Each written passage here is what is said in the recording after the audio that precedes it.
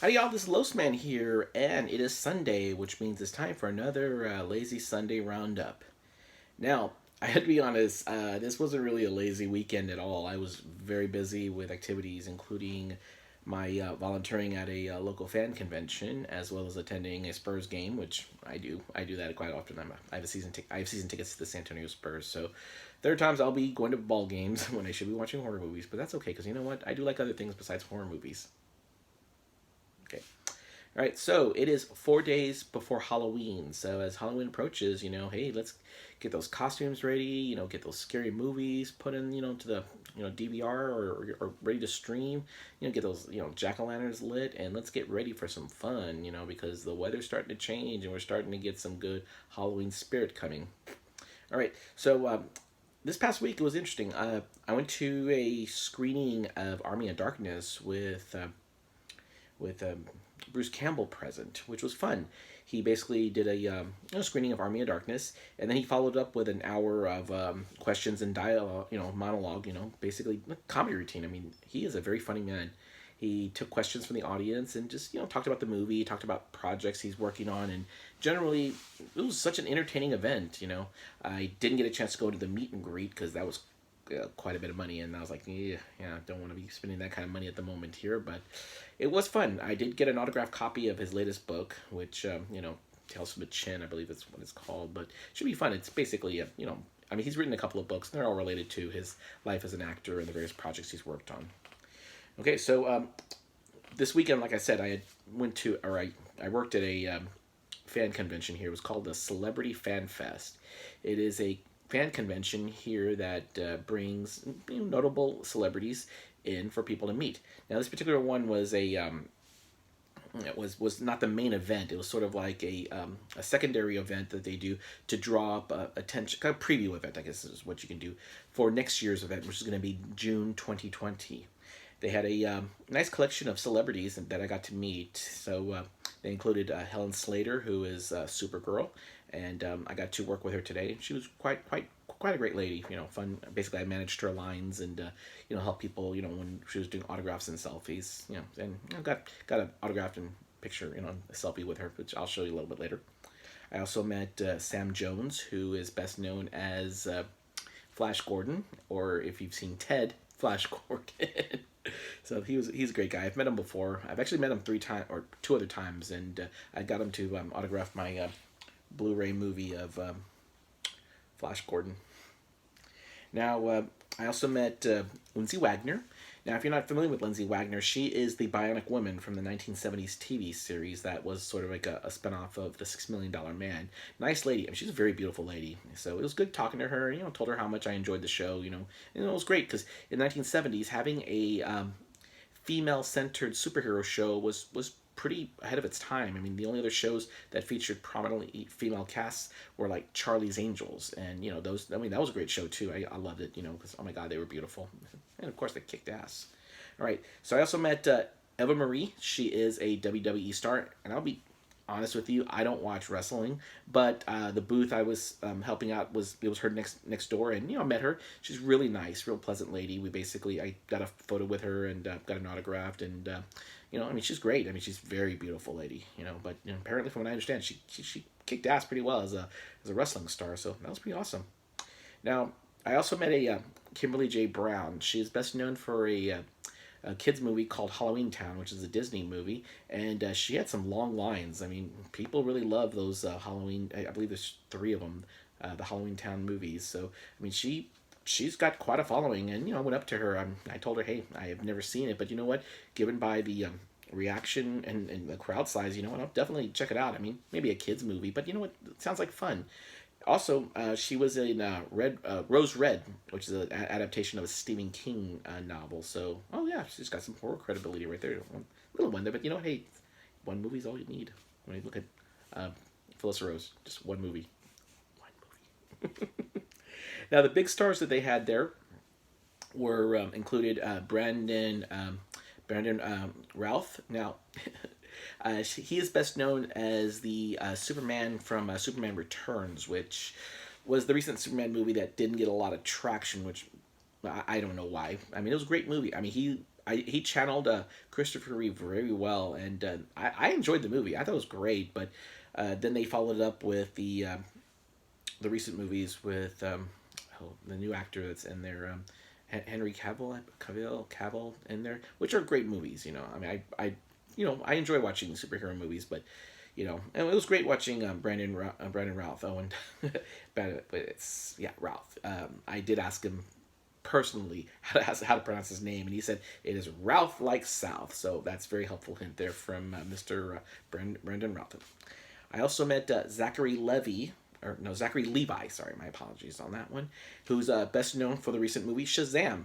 He's also known for the TV show Chuck, and he's done some other projects too. So he's a pretty nice guy. Got a portrait with him because I volunteered at the event, and they gave that as a reward. So got to meet him and shake his hand, and I wished him. This is how it went. I said, good luck, young man," and he laughed and says, "That's funny. I like that." So given the fact that his character in Shazam is basically a little boy, so and grown up to be man child superhero, so that was interesting. And now the big star was Brendan Fraser from the Mummy movies. I will tell you this about Brendan Fraser: he's a big guy. I mean, I'm not a tall guy. I'm only 5'5", but this guy is clearly well over 6 feet tall, and he's built like pretty big. I have he was wearing a cowboy hat, and I guess he was celebrating hey, being in Texas, got to wear a cowboy hat. So that was pretty fun. Didn't really get to say much to him because when I took the picture with him, it was over about 100 other people wanting to get pictures, so they kind of like zipped us through the line like that, which happens, during photo ops. But it was great. I mean, from what I understand, Brendan Fraser is a really friendly guy, very nice to meet, and if I ever get a chance to talk to him face to face, it'll be great. The area I was working in, I didn't get a chance to see Zachary Levi or Brendan Fraser personally. I was in a different area of the convention, helping out with another group of celebrities, so didn't get a chance to meet them. But I enjoyed the time I was there, especially talking to Helen Slater, which was great. Being Supergirl was pretty awesome, and the Legend of Billie Jean. That was a very popular photo that she was signing, especially considering that it was filmed in Corpus Christi, Texas, which is about 2 hours from San Antonio, where I live. Now, because I was so busy this week, I didn't get a chance to watch any movies. Well, actually, I did watch one movie. It was called The Final. Now, this particular movie was a little creepy. No, it was a lot of creepy. It deals with a group of high school students who are bullied by the local popular kids, who decide that they're gonna get back at the popular kids by kidnapping them and holding them hostage and playing a game of like Would You Rather, which, if you're not familiar with, that's a situation where you're basically given a choice. Would you rather do this or would you rather do that? And it usually involves self-harm versus harming someone else. And the idea behind the game is to see whether you're willing to hurt yourself versus hurting someone else. Because it's easy to take, to hurt someone, but are you willing to hurt yourself to protect someone? The movie does play on that theme, and it does. Oh god, it's got some creepy Columbine and other school shooting vibes to it, which made it very unsettling because the bullied kids that you're supposed to root for, some of them aren't really nice people. I mean, they are really messed up in the head. Okay, and what was also now one little fun activity I did participate in recently was I was involved in two different Secret Sams, which was kind of like Secret Santas. Well, actually, one of them was called a Secret Satan. But Secret Sam, for Samhain. I gotta figure out how to say that word. Where you exchange gifts. And so from one of my individuals that I traded with, I got a copy of Sleepaway Camp, starring Felissa Rose, personal friend of the Losman and one of my favorites. So I finally have a copy of her movie, which is odd because, she's one of my friends and I dig her so much, but I never got a chance to buy this movie because it was always like unavailable or it took about a month to get, even on Amazon. But that was great. This is a beautiful cover. Now, the other movie I got was In the Mouth of Madness, one of John Carpenter's movies from the late 90s. This is a strange movie. It's I remember when I watched it, I got the impression that it was kind of like trying to tell a story of At the Mountains of Madness, which is an H.P. Lovecraft story. It isn't, but it is a very H.P. Lovecraft-esque story. It's got a lot of dark vibes. It's about a author named Sutter Kane, who is the most popular horror movie writer out there, and this insurance investigator trying to find out what happens when he disappears, and they're trying to get the latest book, and a lot of crazy stuff happens. I enjoy this movie. It's very creepy. It's got a lot of like good memes out there, or sorry, not so much memes, animated gifs out there from the movie, because it's just got a lot of creepy images and whatnot. There are those who don't like the film, which happens. Not everybody likes everything. And there are some movies that I enjoy that some people may think, but I enjoy it. I think it's a very creepy movie. It's got some dark elements, and if you haven't seen it, it's definitely worth checking out, especially if you're a big fan of like The Thing and Halloween and The Prince of Darkness. Which, I mean, how could you not be a fan of John Carpenter? He's one of the great horror directors of all time. Now, the lists that I'm working on, I'm rounding them up. I'm actually down to the last single digits here. I did a list of Vincent Price movies. It was 20 Vincent Price movies worth checking out, because I mean, Vincent Price is an amazing director. And what inspired me to write the list was I had bought a poster of the House on Haunted Hill. So definitely wanted to do a list of other great Vincent Price movies, and I've seen most of them. I haven't seen all of them. Now, when I do these lists, a lot of times I use review guides, and but I do know enough about Vincent Price movies to know that most of the movies he did in the '60s and '70s are wonderful films, definitely worth checking out. Especially House on Haunted Hill, The Abominable Dr. Phibes, and even Edward Scissorhands, which was one of his last major films, and it was just just a beautiful film. Now, I put out a list on rural horror movies. Those are movies where you have got people who kind of like city slickers going out there and encountering crazy people in the woods, or crazy people out in the desert, or crazy people just in away from society. So that was a fun list there. I also did a list of movies set in asylums. I know I had a movie done a few weeks ago that was like hospitals and morgues, and this one is asylums, so basically psychiatric hospitals. Some very creepy movies in that list, including Session 9, which I think is one of the best movies of the past decade, so definitely check that out.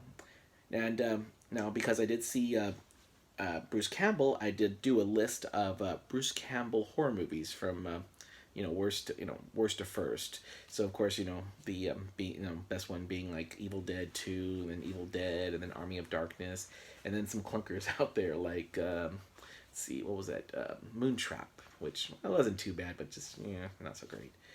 Now, I'm gonna go ahead and close this. And then I also did a list on Halloween movies worst to first, which I'm gonna do as a separate video, because I wanted to go down and discuss those movies in depth. Now, I'm going to close this off really a little earlier, because I am exhausted. I mean, I'm just so tired from all the work that I had to do, because I had to do a lot of standing, and I'm not a young guy. I mean, I'm just turned 48, so standing is not something I'm used to doing. I don't know how police officers do it, or people who stand all day do it. It's I'm used to sitting. That's what I do. I sit in a comfortable chair. That's what you do. Well, if you want to follow me, you can follow me on Twitter, Instagram. I am Losman94. You can follow me on my YouTube channel, which is the Losman, and you can get a link to that on Instagram or Twitter. And obviously, I'm going to be doing the podcast pretty soon, so I'm going to start doing some prep work on that, because I know my partner wants to get started on that. Especially given that the new year is going to be they're a little more than 2 months away, so we definitely want to get that taken care of. Because I'm really looking forward to working with my future podcast partner, La Belliana. She is an awesome lady, and you're going to really enjoy the interaction with her, because she is a great fan of horror. So with that being said, I am going to basically say, let's enjoy this Halloween week, and let's make it a safe one. If you're gonna go out and party, do it responsibly. Just make sure you're taken care of. If you're a lady, make sure if you're gonna wear risque costume, make sure you're with your friends. Don't go out there partying alone. You don't want to do that. Especially on a night when people act a little weirder than they usually do. So with that, I will just say that's enough for the week, and that's the Lowdown with the Los Man.